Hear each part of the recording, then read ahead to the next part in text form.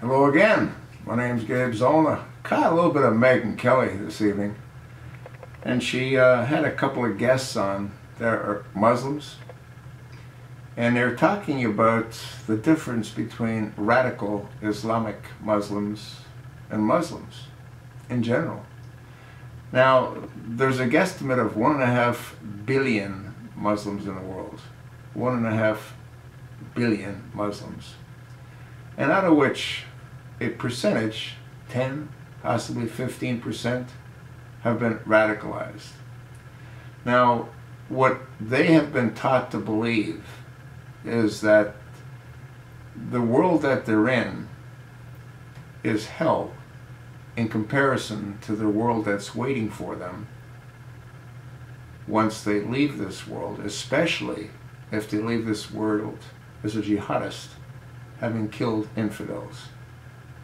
Now, the problem again with that kind of thinking is it creates the kind of individuals that are slaughtering people throughout the Middle East, decapitating little children, raping little girls. Again, not all Muslims are bad. The problem is there's more than the entire population of America that are bad. They're the Islamic extremists. And who do we blame for that?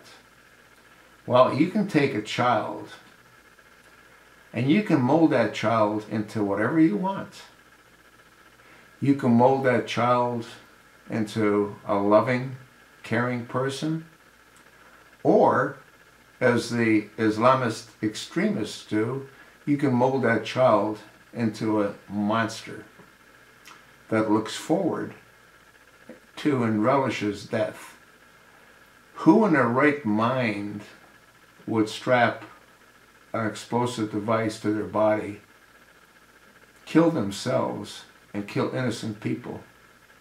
Well, they're not in their right mind. Their mind's been distorted.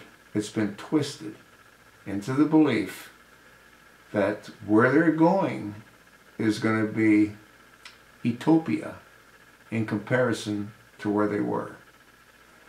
You know, when we sit back and we watch our high-definition television sets, we see different Muslim countries. And I'm not talking about Saudi Arabia where the sidewalks are paved in gold. I'm talking about the mountains of Afghanistan, the mountains of Syria, where people eke out a living. You ever wonder what they eat? You ever wonder how often they eat? I don't think most people in America do. We've got it too darn good. Now imagine if you didn't have it too darn good.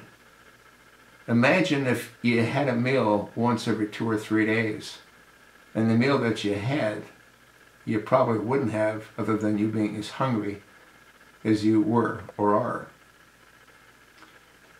Imagine if you're told that once you kill an infidel or a number of infidels, not only you, but your family will be given a passport to paradise.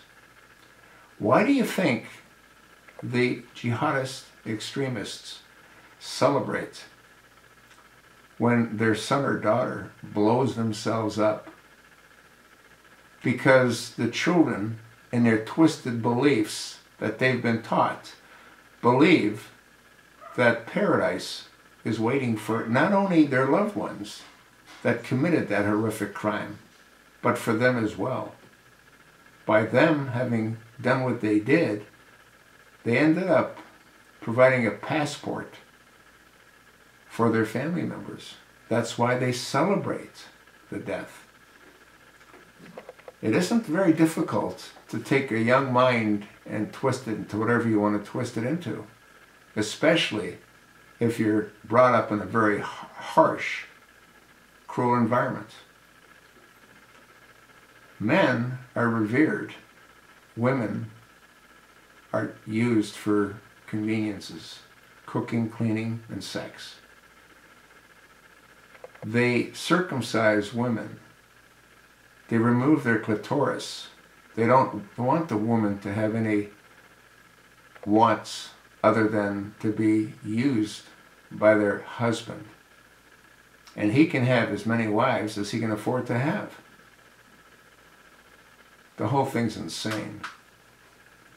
It's a twisted, evil cult. And the majority of Muslims don't practice what the minority practice. But once again, the problem is you have more of those that are mentally imbalanced, that have had their brains distorted by the bullshit that these imams bred into their minds. And those numbers are more than the entire population of America. That's what's frightening. Can it be stopped? Personally, I don't think so. Do you?